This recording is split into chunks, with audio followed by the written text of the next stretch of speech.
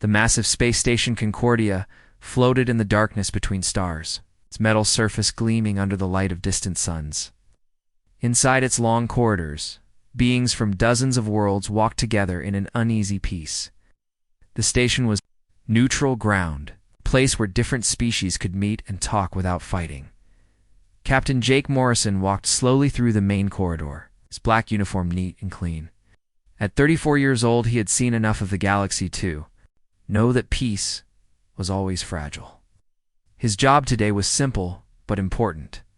He had to escort Princess Liara Velthrin of the Zephrian Empire through the human sections of the station. The princess walked beside him, her blue-green scales catching the light from the ceiling. She was young, only 19, but she carried herself like someone who had never been told no. Her golden eyes looked at everything around her with barely hidden disgust. Behind them followed her advisor, High Counselor Zethkalar, an older Zephrian who seemed worried about something. "Captain Morrison," the princess said in a voice like ice, "how much longer must I endure this tour of your primitive facilities?" Morrison kept his face calm. "We're about halfway through, Your Highness. The next stop is our cultural center, where we display art from Earth and the colonies." Princess Liara laughed, a sound like breaking glass. "Art. You call those crude drawings and simple sculptures art? My people were creating beauty when yours were still living in caves." "Everyone has their own view of beauty," Morrison replied quietly. He had dealt with difficult people before. But something about the princess made his jaw tight. They walked past a group of human children who were visiting the station with their families. The children stared at the princess with wide eyes, amazed by her scales and strange appearance. One little girl, maybe 6 years old, smiled and waved. The princess saw the wave and turned to Morrison. "Are you going to allow these small creatures to stare at me like I'm some kind of show animal?" Morrison looked at the children, then back at the princess. "They're just curious, Your Highness.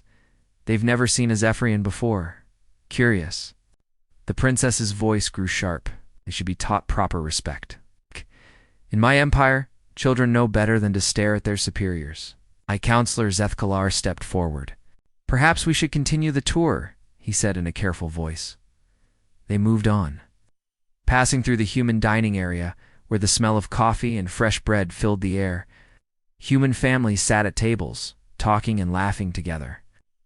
Morrison always found comfort in these normal moments, but he could see the princess looking around with clear annoyance. "The noise level here is unacceptable," she said. "Don't your people understand the value of quiet dignity?" "We believe in enjoying life," Morrison said. "Laughter and conversation are part of that." "How typical of a young species," the princess replied. "You mistake chaos for joy. True civilization requires order and proper behavior."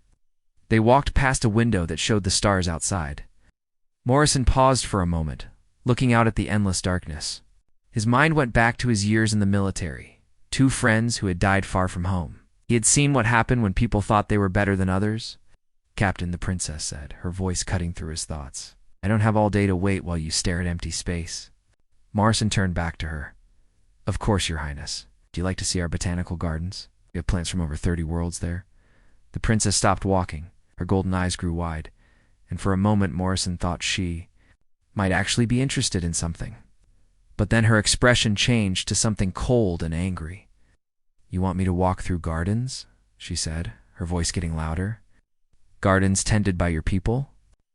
"They're quite beautiful," Morrison said, confused by her reaction. "Many visitors find them peaceful." Princess Liara stepped closer to him, her scales glittering with anger. "Captain Morrison, I think you misunderstand something very important. I am Princess Liara Velthrin, heir to the Zephrian Empire. My people have ruled this sector of space for over 3,000 years. We have conquered worlds and built wonders your species cannot even imagine." Morrison felt something cold settle in his stomach, but he kept his voice steady. "I understand who you are, Your Highness. Do you?" The princess's voice was like poison. "Now, because if you truly understood, you would never suggest that I, a member of the royal family, should walk through gardens maintained by animals pretending to be civilized." The corridor had gone quiet. Other people, both human and alien, had stopped to watch. Morrison felt their eyes on him, but all he could hear was the princess's voice, each word like a slap. "Your species," she continued, "should be grateful we even acknowledge your existence. You should be honored that I'm willing to breathe the same air as you. But instead you suggest I visit your little garden like some common tourist." She stepped even closer, her voice dropping to a whisper that somehow felt louder than shouting. "You are nothing, Captain Morrison. Your people are nothing. You're pets who learn to use tools, and you should remember your place." Stood perfectly still round them. The station seemed to hold its breath. High Counselor Zephrian looked like he wanted to disappear into the floor. A human child somewhere behind them started to cry. For a long moment, Morrison didn't move. His hands hung at his sides and his face showed nothing. He looked at the princess, then at her advisor, then at the crowd of people watching them. Finally, he spoke. His voice was quiet, so quiet that people had to strain to hear him. "I see." That was all he said. 2 words spoken so softly they were almost lost in the air recycling systems. Then Captain Jake Morrison, veteran of the Titan Defense Corps' diplomatic escort and representative of humanity, did something that no one expected. He turned around. Without another word, without any explanation, without any sign of anger or fear, he simply turned and walked away. His footsteps echoed in the silent corridor. As he moved toward the human section of the station, Princess Liara stood frozen, her mouth open in shock. In 19 years of life, no one had ever simply walked away from her. People begged, they argued, they got angry, they cried, but no one had ever just turned and left. "Captain," she called after him, "Captain Morrison." But Morrison kept walking, his back straight and his pace steady. Didn't look back, didn't slow down, didn't show any sign that he had heard her. High Counselor Zephrian watched Morrison disappear around a corner, then looked at the princess. Her golden eyes were wide with confusion and something that might have been fear. "Your Highness," he said quietly, "I believe we may have a problem." The crowd began to break up, people moving away in small groups, whispering among themselves. But the damage was done. Word would spread through the station like wildfire. The human captain had been insulted by the Zephrian princess, and instead of accepting it, he had simply walked away. In the distance, alarms began to sound. Not emergency alarms, but the soft chimes that meant important messages were being sent throughout the station. Morrison had reached the human section, and Ambassador Lisa Chang was about to learn what had happened. The princess stood alone in the corridor, still staring at the spot where Morrison had disappeared. For the first time in her life, she had met someone who didn't care about her title, her power, or her threats, and she had no idea what to do about it. Ambassador Lisa Chang sat at her desk in the human section of Concordia Station, reading reports from the latest trade negotiations. The coffee in her cup had gone cold an hour ago, but she barely noticed. Numbers and treaties filled her mind. As she worked to build a better future for humanity among the stars, a soft chime made her look up. Captain Morrison stood in her doorway, still in his dress uniform, but somehow looking different. His face was calm, but she could see something burning in his eyes. "Jake," she said, setting down her tablet. "How did the escort duty go?" Morrison walked into the room and closed the door behind him. "I need to report an incident, Ambassador." Lisa felt her stomach drop. In her 20 years of diplomatic service, she had learned that nothing good ever started with those words. What happened? Oh. Morrison told her everything. He spoke in his usual steady voice, but Lisa could hear the anger underneath. When he finished, she sat back in her chair and stared at him. "You walked away," she said finally. "Yes," without saying anything else. "Yes." Lisa was quiet for a long moment. Part of her wanted to be angry with Morrison for causing a diplomatic problem. But another part of her, the part that remembered being called primitive by alien diplomats, felt proud of him. "Jake," she said, "you know this is going to cause trouble. I know. The Zephrians will demand an apology. They'll say you insulted their princess by walking away." Morrison's jaw tightened. Not apologizing for refusing to be called an animal, Lisa stood up and walked to the window. Outside, she could see Zephrian ships docked at the station, their hulls gleaming with alien metal. Have to write a report about this. The Earth government will want to know what happened. I understand. She turned back to him, officially. I have to tell you that walking away from a diplomatic escort was wrong. Your job was to stay with the princess no matter what she said. Morrison nodded. I understand that too. But unofficially, Lisa continued, her voice getting softer, I'm proud of you. Someone needed to show these people that humans have dignity. After Morrison left. Lisa sat alone in her office, thinking about what would happen next. She had been dealing with alien species for most of her career, and she knew how they saw humanity. Yeah. To them, humans were newcomers, barely worth notice. The fact that humans had only been traveling between stars for 200 years made them children in alien eyes. But children grew up. Lisa picked up her communication device and sent a message to every human on the station. The message was simple. What happened today in Corridor 7 represents the dignity of our entire species. We will not apologize for refusing to be insulted. The response was immediate. Human crew members, diplomats, traders, and visitors began talking among themselves. They shared stories of times when aliens had treated them poorly, times when they had been forced to smile and accept insults. Because humanity needed alien technology and trade, not anymore. Dr. Peter Walsh, the station's head of human medical services, canceled his scheduled meeting with Zephrian health officials. When they asked why, he simply said, I'm busy. No explanation, no apology, just a polite refusal. Commander Sarah Bell, who ran the human security section, stopped providing the extra protection services that the Zephrian delegation had requested. When High Counselor Zeth Kalar asked about it, she replied, our resources are needed elsewhere. The change spread through the human population like water through dry ground. They became polite but distant, professional but cold. They did their jobs, followed the rules, and said nothing insulting. But the warmth was gone, replaced by something harder. On the other side of the station, Princess Liara sat in her luxury quarters, staring at the wall. She had never been ignored before, and she didn't understand how to handle it. Every time she closed her eyes, she saw Morrison's face in that moment before he turned away.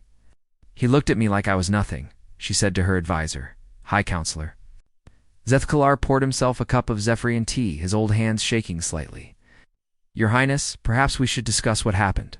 What's to discuss? Liara stood up and began pacing around the room. Human soldier was rude to me. He'll be punished, and that will be the end of it. I'm not sure it will be that simple. Liara stopped pacing and looked at him. What do you mean? The humans have changed, Your Highness. After the incident, they've become...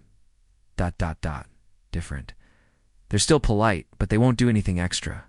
For us, they answer our questions with short replies and avoid conversation. Good, Liara said.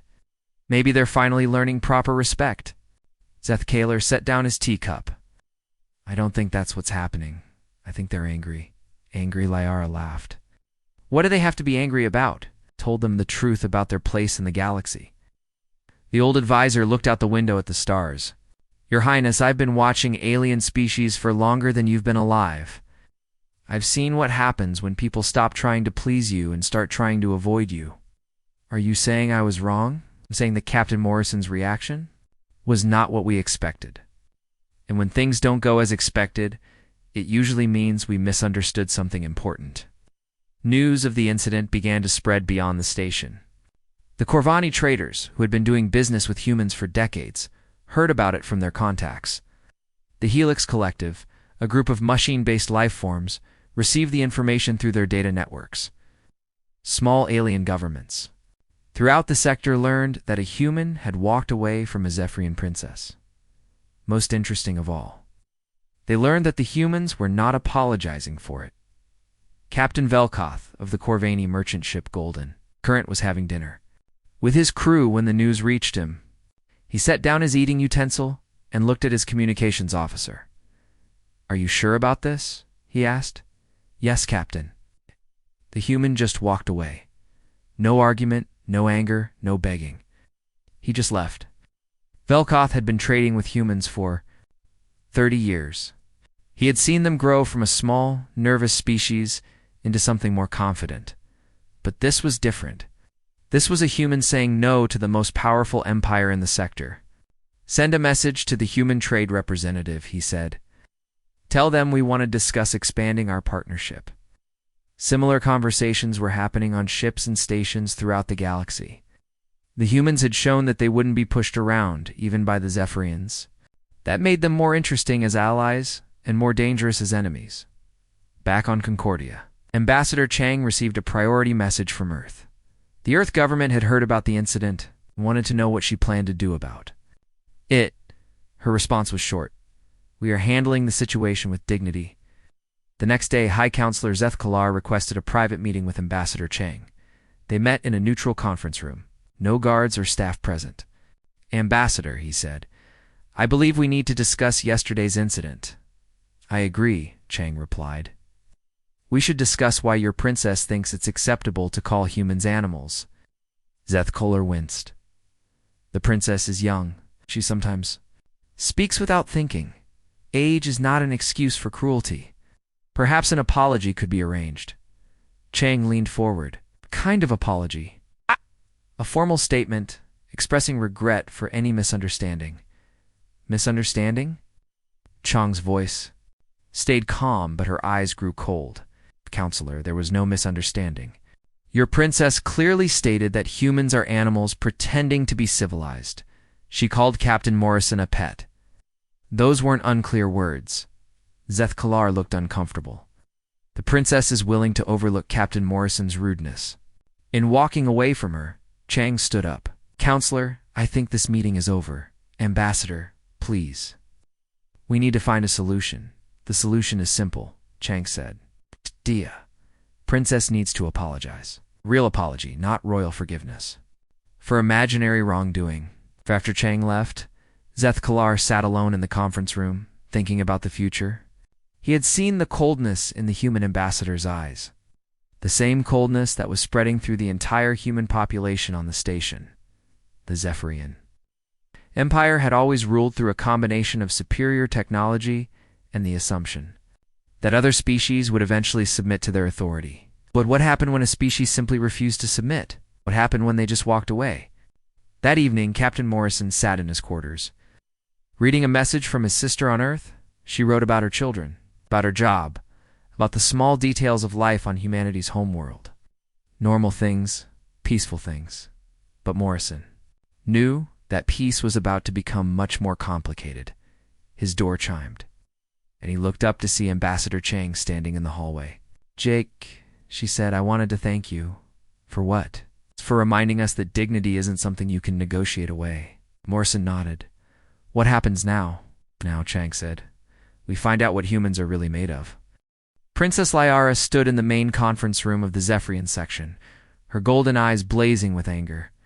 The room was filled with her father's advisors, all of them connected through holographic displays from the Zephrian homeworld.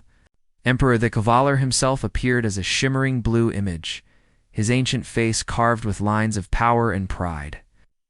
"Father," Liara said, her voice shaking with rage, "the humans have insulted our entire empire. They refuse to accept my gracious forgiveness for their captain's rudeness." The Emperor's image flickered as he leaned forward. "Tell me exactly what happened, daughter." Liara told her version of events, painting herself as the victim of human aggression. She spoke of Morrison's unprovoked abandonment and Ambassador Chang's arrogant demands. She carefully left out the part about calling humans animals. "These creatures have forgotten their place," she concluded. "They need to be reminded why. The Zephrian Empire rules this sector of space." High Counselor Zephkalar stood quietly in the corner, his face troubled. He had served the royal family for 60 years, and he knew the difference between justified anger and dangerous pride. But he also knew that speaking against the princess in front of her father would end his career. Emperor Zephkalar was silent. For a long moment.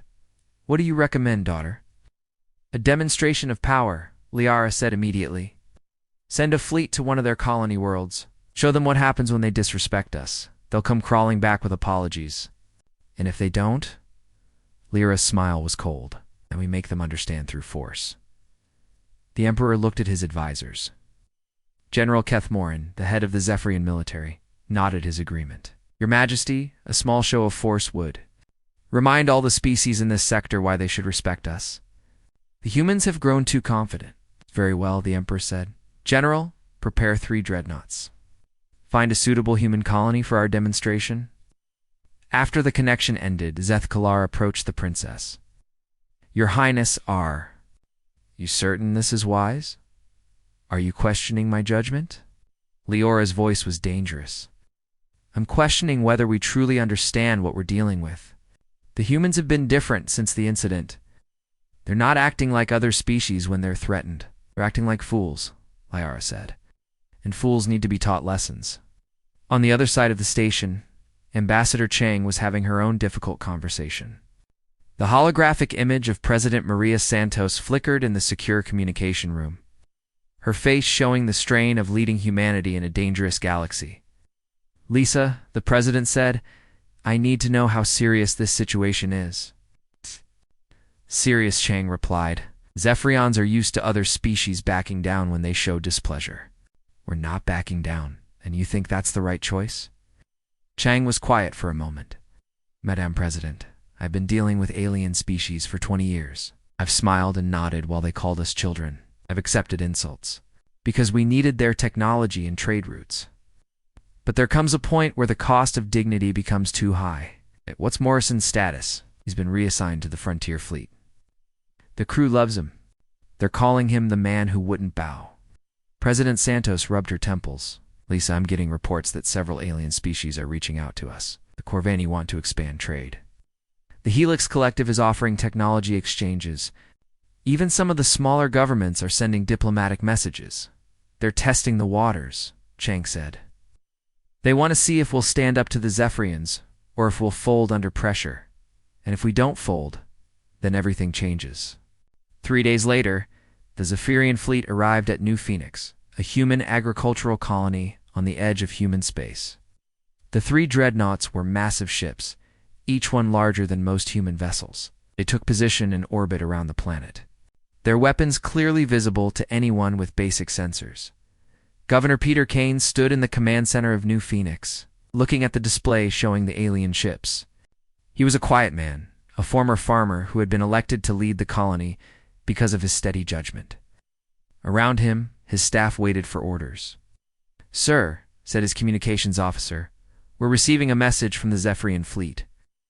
It threw. The main screen filled with the image of Admiral Threshkavar, the Zephrian fleet commander. His scales were darker than Princess Lyra's, marked with the scars of many battles.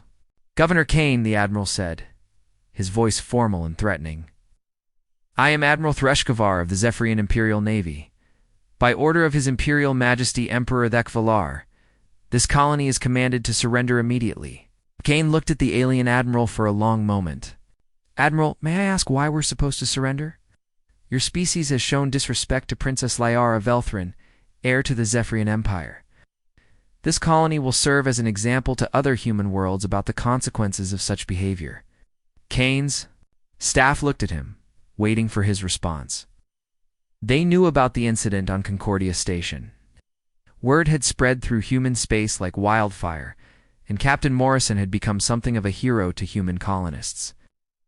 Admiral Kane said finally, We decline. The alien admiral's eyes widened. You decline? That's correct. We decline to surrender our colony. Governor, you don't understand. We have 3 dreadnoughts in orbit. We can destroy your entire colony. Kane nodded. Understand your position, Admiral. But our answer remains the same. We decline. The communication ended, leaving Kane and his staff in silence. Outside, the colony's emergency alarms began to sound, not in panic, but in preparation. New Phoenix had been ready for this day for longer than the Zephrians knew. Admiral Threshkavar stared at his communications screen in confusion. In 40 years of military service, he had never had a planet simply decline to surrender. Species usually begged for mercy, offered tribute, or at least tried to negotiate. Sir, his tactical officer said, What are your orders? Scan the planet again. Look for hidden defenses. The scans revealed something unexpected. What the Zephrians had thought was a simple farming colony was actually much more. Hidden under the agricultural facilities were military installations. Concealed in the asteroid field around the planet were defense platforms that hadn't been there during their previous intelligence gathering. How did we miss this? Threshkavar demanded. Sir, the installations appear to be new. Very new. It's like they were built specifically for this confrontation. Before the Admiral could respond, new contacts appeared on his screens. A human fleet was approaching, smaller than his force but moving with purpose. At the head of the fleet was a ship that his intelligence files identified as the HMS Determination, commanded by Colonel Jake Morrison. Morrison's face appeared on the Zephrian Admiral's screen. Admiral Threshkavar. I'm Colonel Morrison of the Human Defense Force. I'm here to coordinate the defense of New Phoenix. Colonel Morrison, the Admiral said, I know who you are. You're the one who insulted Princess Lyara. The one who walked away when she called me an animal, Morrison replied calmly. There's a difference. You have 7 ships, Colonel. I have 3 dreadnoughts. This is not a fight you can win. Morrison smiled, and something in that smile made the Admiral uncomfortable. Admiral, you're thinking about this the wrong way. This isn't about winning or losing. This is about showing respect. Respect? Your princess needs to learn that humans aren't pets to be insulted. Your empire needs to learn that we're not vassals to be threatened. And you need to learn that bigger ships don't always mean better outcomes. The Admiral cut the communication and turned to his weapons officer. Prepare to fire on the human fleet. Sir, shouldn't we try to negotiate first? They had their chance to negotiate. Begin the attack? The first exchange of fire came as a shock to the Zephorians. The human ships moved like nothing they had ever seen, dancing around the massive dreadnoughts with impossible speed. Their weapons were smaller but more accurate, targeting specific systems rather than trying to destroy the entire ship. Morrison's voice came over the communication channels, calm and professional. All human ships, execute pattern Delta. Target their engine systems first, then their weapons. We're not here to destroy them, we're here to teach them. The battle lasted 3 hours. When it ended, 2 of the 3 Zephrian dreadnoughts were disabled, their engines dead, and their weapons offline. The third had retreated to the edge of the system, its captain unwilling to face the same fate. Admiral Threshkavar sat in his command chair, staring at the tactical display. His flagship was crippled, his fleet was defeated, and the humans had barely taken any damage. Worse, they had done it without killing anyone. Every shot had been carefully placed to disable rather than destroy. Morrison's face appeared on his screen again. Admiral, we're prepared to offer assistance to your damaged ships. We have medical teams standing by if you need them. You're offering to help us. We're offering to treat you with the respect that every sentient being deserves. Even when they don't show us the same courtesy. Threshkavar was quiet for a long moment. Colonel Morrison, I think I'm beginning to understand why you walked away. I hope so, Admiral, because this is just the beginning. News of the battle at New Phoenix spread through the galaxy faster than any ship could travel. Emperor Vekvalar stood in his throne room on the Zephrian homeworld, staring at the report from Admiral Threshkavar. The massive hall around him was silent, except for the sound of his claws tapping against the arm of his crystal throne.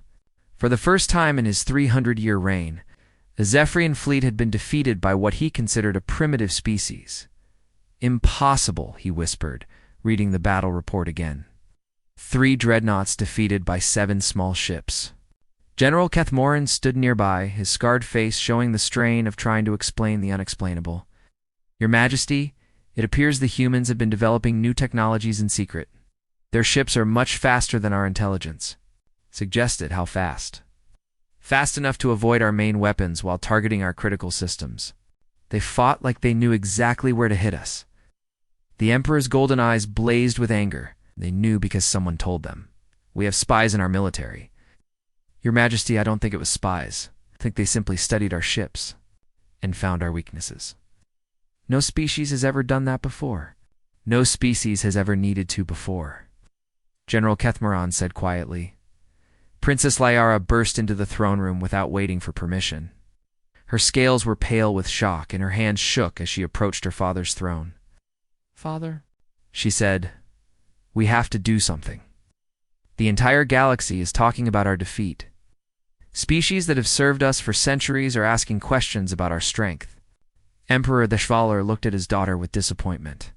"This situation began with your behavior toward the human captain. Perhaps you should explain to me what really happened on that station." Lyra's eyes darted away from her father's gaze. "I told you what happened. Tell me again. Tell me exactly what you said to Captain Morrison." For a moment, Lyra was silent. Then, in a small voice, she repeated the words she had spoken to Morrison. As she talked, her father's expression grew darker and darker. "You call them animals?" he said when she finished. "They are animals, father. They're not civilized like us." The emperor stood up from his throne, and everyone in the room took a step back. When he spoke, his voice was like ice. "Daughter, those animals just defeated our fleet. Those animals just showed the galaxy that the Zephrian Empire can be beaten. Those animals are currently receiving diplomatic messages from every major species in the sector. But father, silence." The emperor's voice echoed through the hall. "You have brought shame upon our empire through your arrogance and stupidity. The humans asked for an apology, and you refused to give one. Now, they have taken their apology through force." General Kethmoran stepped forward carefully. "Your Majesty, we're receiving reports from across our territory. Several vassal species have stopped sending tribute ships. The Corvani have canceled their trade agreements with us. Even the Helix Collective is reconsidering their neutrality pact. How bad is it?" "It's significant, Your Majesty. Our economy depends on tribute and controlled trade. If species start dealing directly with humans instead of going through us, we could face serious problems." The emperor sat back down, suddenly looking older than his years. "What do the humans want? They've made no demands, Your Majesty." Colonel Morrison sent a single message after the battle. He said they want the same thing they've always wanted, to be treated with respect. On Earth, President Maria Santos stood in her office, looking out at the city of New Geneva. The streets below were filled with celebrating crowds. News of the victory at New Phoenix had reached Earth just hours before, and the entire planet was talking about humanity's new place in the galaxy. Her communication device chimed with an incoming message from Admiral Morrison. The former captain had been promoted twice in the last week.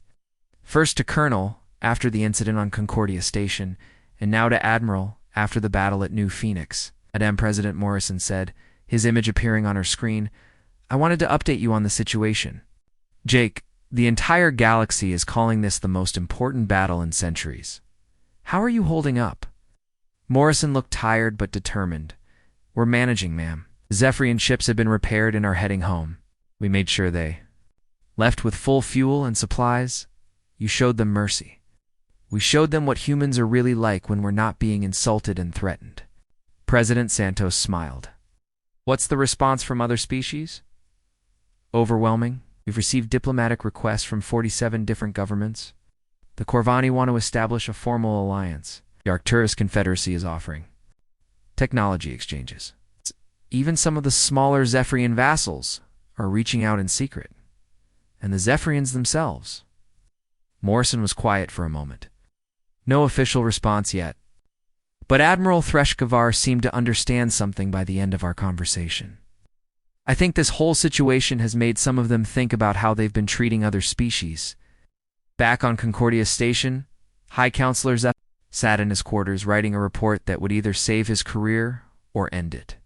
He had served the Zephrian Empire faithfully for 60 years. But he had also watched that empire make the same mistakes over and over again.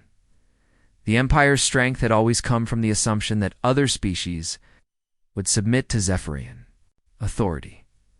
But what happened when a species refused to submit? What happened when they fought back and won? Zethgalar had seen the answer at New Phoenix. When humans refused to bow, they didn't just resist, they excelled. Their ships had moved.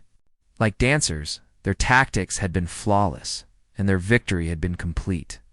But most importantly, they had shown mercy to their defeated enemies.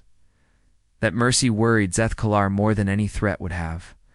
It showed that humans weren't acting out of anger or revenge. They were acting out of principle. And principles were much harder to fight than emotions. A soft chime interrupted his thoughts. Ambassador Chang was requesting a meeting. Zeth Kalar set aside his report and agreed to see her. They met in the same neutral conference room where they had talked before, but everything had changed. Chang no longer looked like a diplomat trying to avoid conflict. She looked like a representative of a species that had just proven its strength. Counselor Chang said as they sat down, "I assume you've heard about New Phoenix." "I have." "Yeah. Admiral Morrison is quite impressive. He's the same man your princess called an animal." Zeth Kalar winced.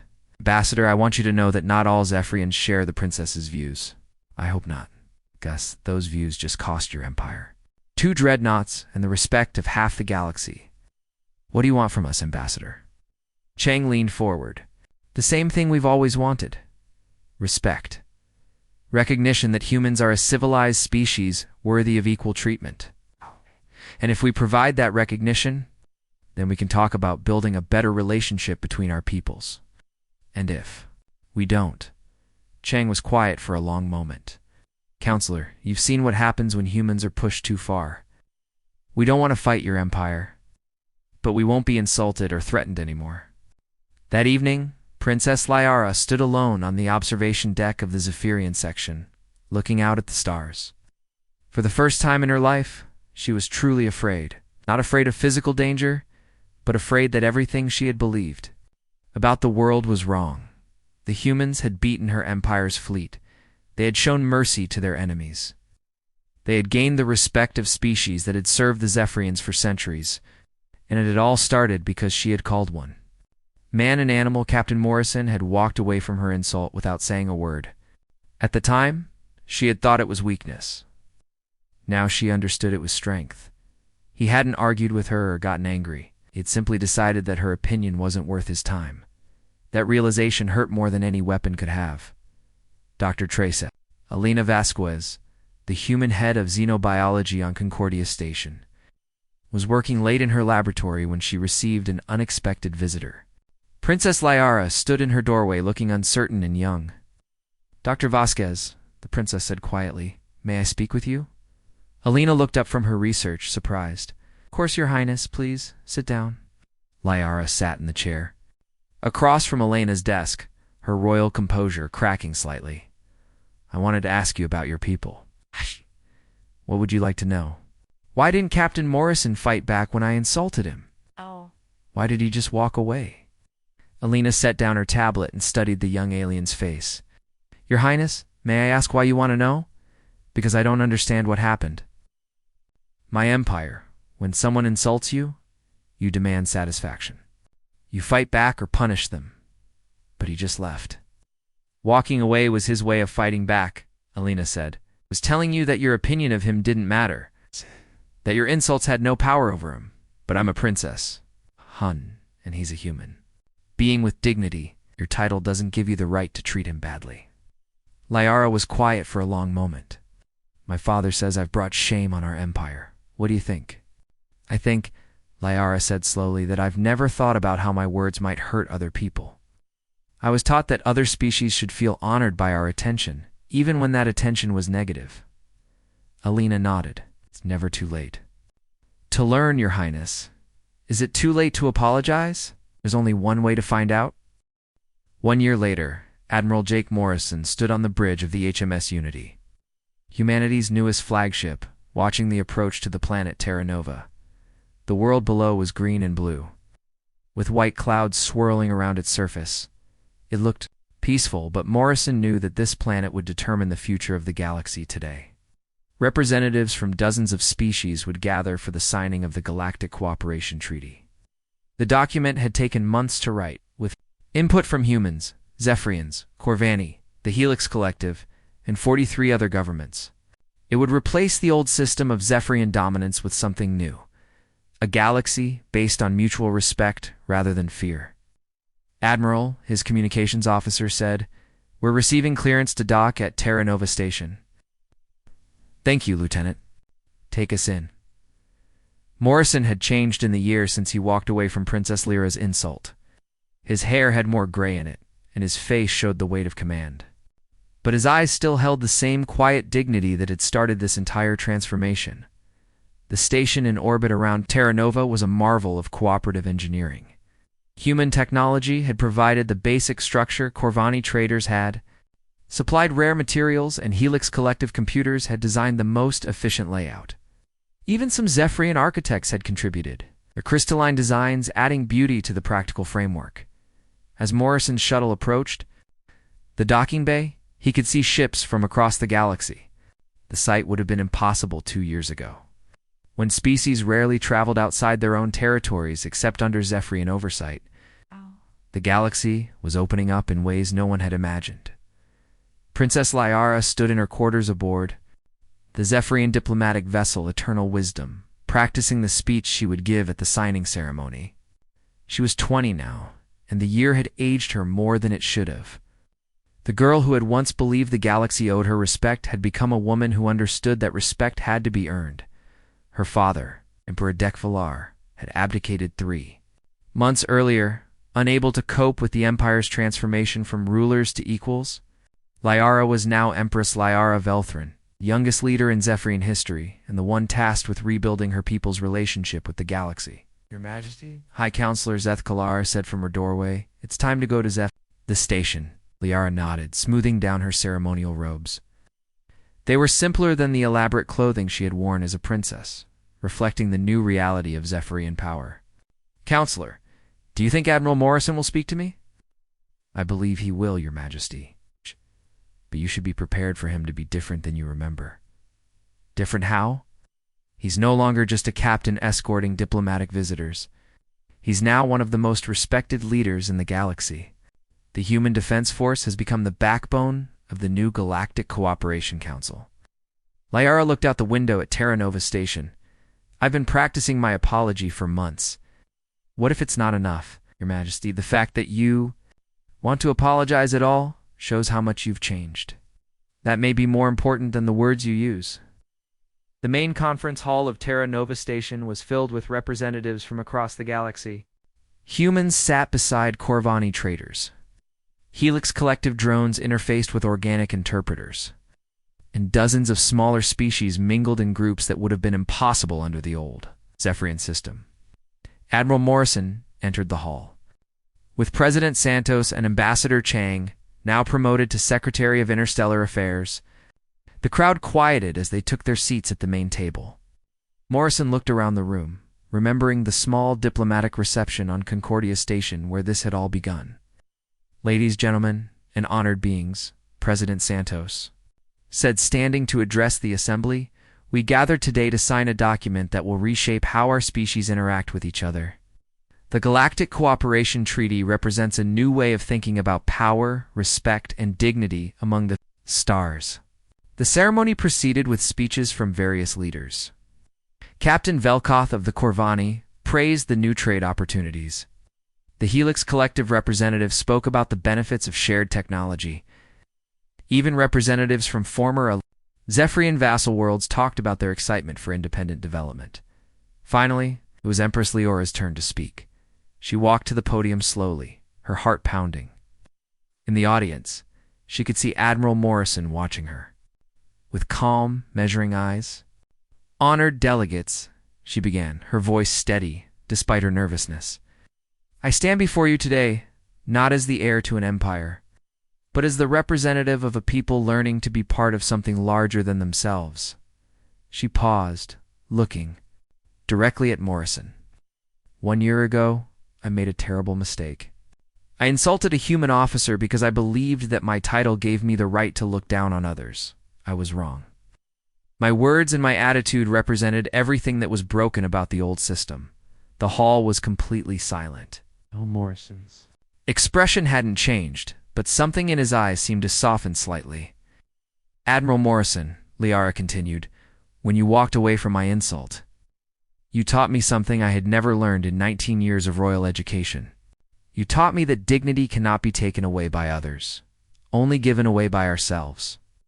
You kept your dignity, and in doing so, you showed me that I had given mine away." She stepped away from the podium and walked toward Morrison's table.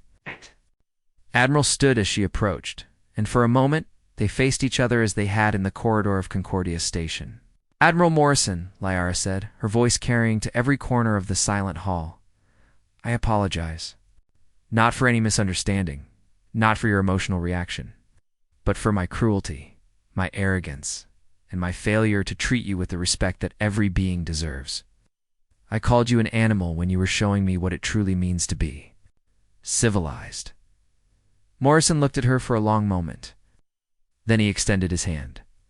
"Your Majesty, thank you. That apology means more than you know." They shook hands, and the hall erupted in applause. But Morrison wasn't finished. "Your Majesty," he said, his voice cutting through the noise, "would you be willing to work with me on something?" "Of course, Admiral. What do you have in mind?" "The new Galactic Cooperation Council needs someone to head the Committee on Interspecies Understanding, someone who understands both the mistakes of the past and the possibilities of the future. I think you would be perfect for the job." Leora's eyes widened in surprise. "You want me to work with you?" "I want to work with you," Morrison corrected. "If we're going to build a better galaxy, we need people who have learned from their mistakes." The treaty signing proceeded smoothly after that. As each representative added their signature to the document, Morrison reflected on how much had changed. The galaxy that had once been held together by fear and dominance was becoming something new, a community based on cooperation and mutual respect. After the ceremony, Morrison and Liara found themselves alone on one of the station's observation decks, looking out at the stars. "Admiral," Liara said, "may I ask you something?" "Of course." "When you walked away from me that day, were you angry?" Morrison considered the question. "I was disappointed, but mostly I was tired. Tired of being told that humans were inferior, tired of accepting insults for the sake of peace, tired of pretending that dignity was something we could negotiate away, and now I'm hopeful. This treaty, this new cooperation, it's what we could have had all along if we had just learned to respect each other." Liara nodded. "I have a lot to learn about leadership, about treating people fairly." "We all do," Morrison said. "The difference is that now we're learning together." 5 years later, Admiral Morrison stood in the Memorial Garden on Earth, reading. The inscription on a wall, dedicated to those who had died in the old conflicts between species. The words were simple. They died believing in a better future. Today we live in that future. The galaxy had indeed become a better place. The Galactic Cooperation Council had prevented 3 wars through negotiation, established fair trade routes that benefited everyone, and created the first interspecies university, where young beings from dozens of worlds learned together. Empress. Liara had become one of the most respected leaders in the galaxy. Her Committee on Interspecies Understanding helping to resolve conflicts before they could escalate. She and Morrison had worked together on dozens of projects, their partnership becoming a symbol of how former enemies could become allies. Morrison's communication device chimed with a message from his daughter on one of the outer colonies. Was studying xenobiology and hoped to join the diplomatic corps when she graduated. Her letter mentioned that her professors, both human and alien, had been telling stories about the day her father walked away from an insult and changed the galaxy. Morrison smiled as he read her words. Sometimes the most important victories came not from fighting, but from simply refusing to accept that things had to stay the same. Sometimes walking away was the first step toward walking together. The stars above Earth shone the same as they always had, but the galaxy beneath them was transformed. And it had all begun with one man who chose dignity over conflict, respect over submission, and hope over fear. In the end, that had made all the difference.